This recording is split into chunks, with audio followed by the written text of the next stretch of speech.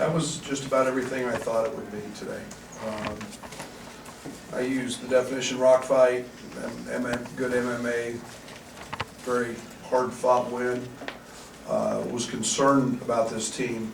Rutgers is one of the best teams in the country. All you got to do is watch what they've done to Seton Hall and how they handled Wisconsin at home. The job Steve has done is unbelievable in terms of establishing a culture that is built on toughness and physicality, and those guys are good. That's a very, very good basketball team. I was concerned when you come off an emotional road win, and you know, it snapped the streak. It was a big win for our program, winning at Wisconsin, and kind of did it in an emotional style that you worry about the next step, and that's growing through those things, getting yourself back up to that level again, which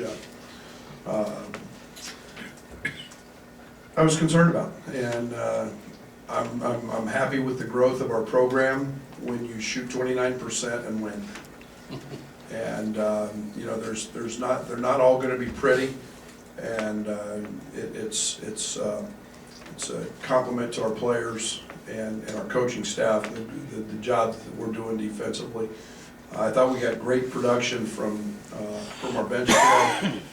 Andres was not real sharp in the first half, but Dre was incredible in the second. Kipper gave us 5 rebounds in the first half that were huge because we got out rebounded the first half.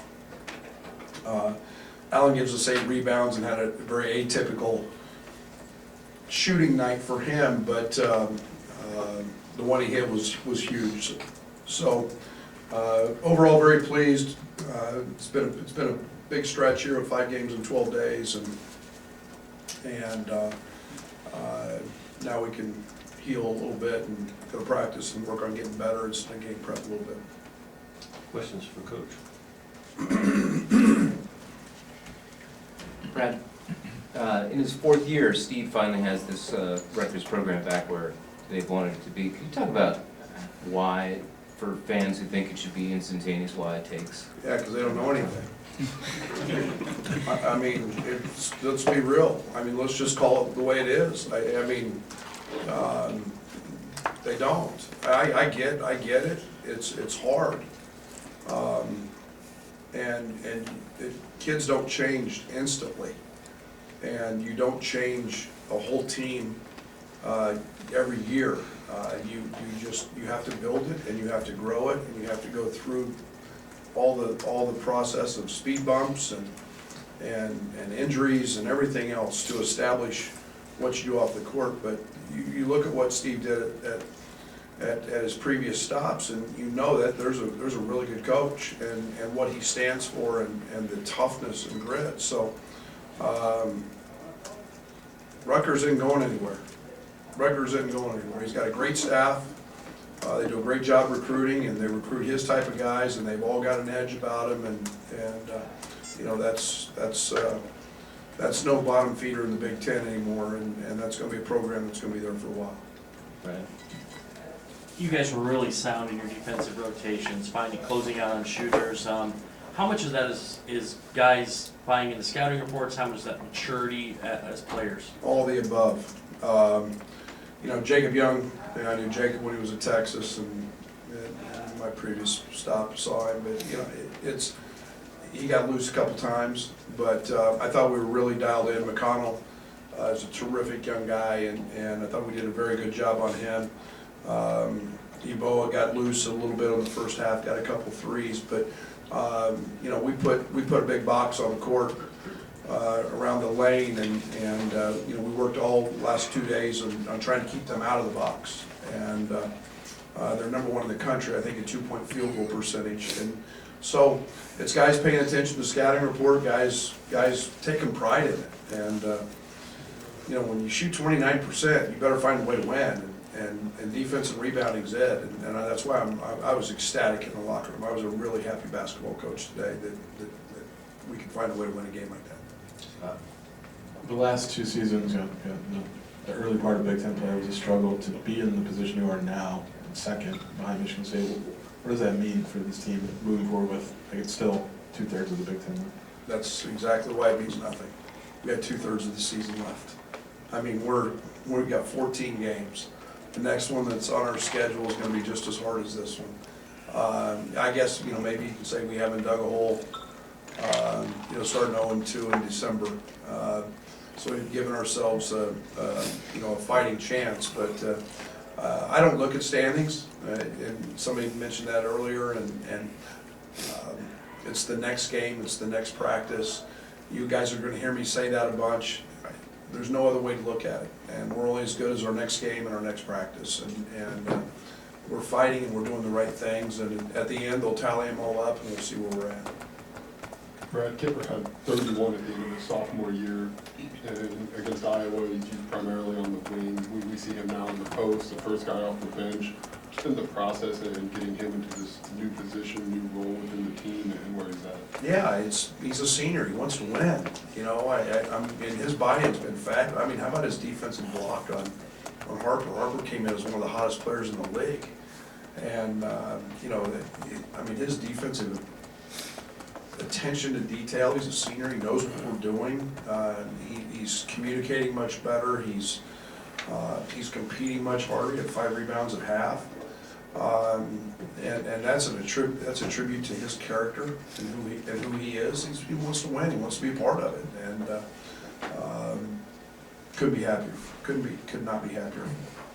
Yeah, Brad, Georgie seemed to really struggle today. I think he was 3 of 13. He did have that big and one play, but what do you think's sort of gone into that? Was he maybe forcing some things on the offensive end today? Well, I think the fact that he had career high against him last time maybe had them amped a little bit to guard him a little bit, but you know, it's never as easy as it is the last time. You know, his looks were, some of them were tough, but he also got 3 or 4 or 5 easy ones that I thought, you know, if they go, they go, and it was just one of those nights, and it was that way for kind of everybody, but you know, we tried establishing him, we liked the matchup we had, and yet give Rutgers a lot of credit. They were physical and made things tough for them. Yeah. Brad, based on what you've said today, if the MO of this program is they can win ugly, I would imagine you would be just fine with that. There's a whole bunch of people in this league that make careers out of winning ugly basketball games. Absolutely. I understand an ugly win is much better than a pretty loss. When you look at this, when you look at the stat sheets and Absolutely. you know, it's why we play this, is to figure out ways to win, and like I said, you know, we've been striving to win games when the ball doesn't go in. You have to figure out how to do that, and the changes we made a year ago, or this off season, and we've been good at it. Back to Kipper, how important has he been in just the last 2 games guarding bigger guards like Kobe King or Ron Harper, or just to you guys this stuff? Yeah, he's been great. He changed the dynamic of the Wisconsin game with Kobe King and throwing him on him, and you know, he didn't get back down, and you know, and then today, and what people won't realize is the situations they put Harper in. Kipper never missed a scouting report. He never missed a scouting report coverage. He forced him where he needed to force it, and took away his strength. And there's tremendous maturity and growth that goes with that. A lot of times you're saying, he's just out there guarding his guy. But he's doing it the right way. He's guarding the way we talked about for 2 days, and guarding him, and that's the maturity of a 5th-year senior. Nico?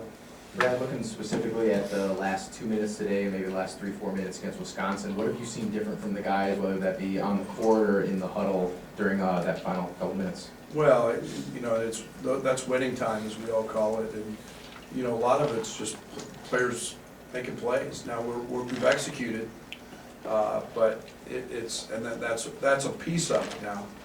But you still have to be at this level.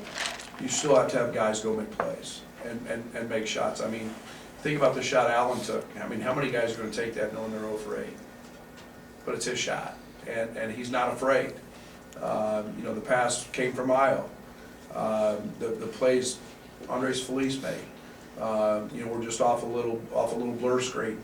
And then one in transition, then he hands one off to Kofi for a dunk. And, we drew up one out of a timeout that Georgie actually turned the wrong way on a little slip screen. But it was executed, it was open. But we're starting to execute, but as players making plays, and we can complicate things as much as we want. It helps to have guys that can go make plays.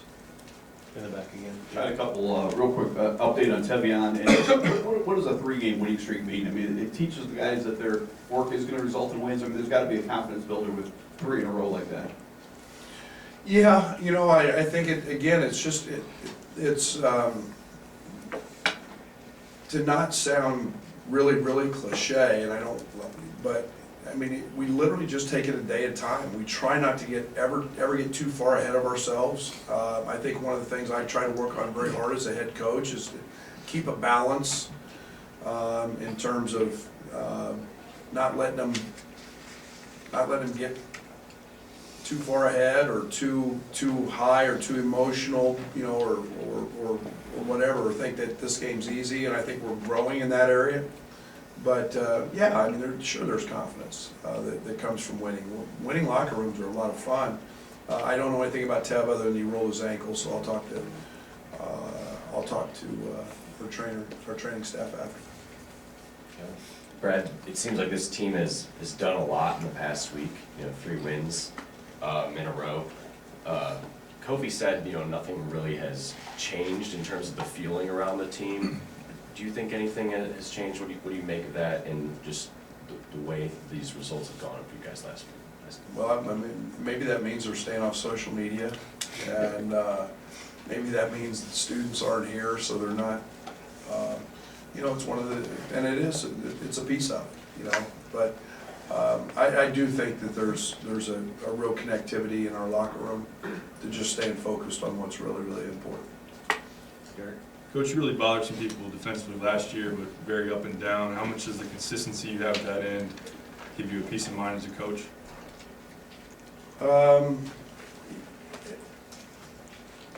A lot more, and now I've done it 2 different ways. We were so good at previous stops playing the other way, getting in people's. But again, it's always nice to know that you have a chance to stop the other team.